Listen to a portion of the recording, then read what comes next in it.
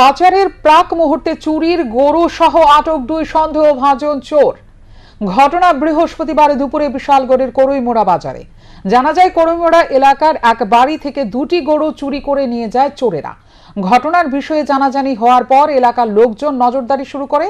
এলাকার লোকজন সন্দেহজনক জিশান মিয়া নামে এক যুবককে আটক করে। তাকে উত্তম মধ্যম দেওয়ার পর সে স্বীকার করে দুইটি গরু সে চুরি করেছে। তার সাথে এলাকার এক যুবক যুক্ত রয়েছে। চুরির পর গরু দুটো পাচারের জন্য ইয়াসমিয়ার বাড়িতে রাখা হয়েছিল।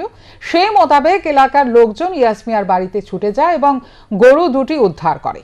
এদিকে ঘটনার খবর পেয়ে পুলিশ ঘটনাস্থলে ছুটে গিয়ে উত্তেজিত জনতার হাত থেকে চোর জিশান মিয়াকে নিজেদের হেফাজতে নেয়।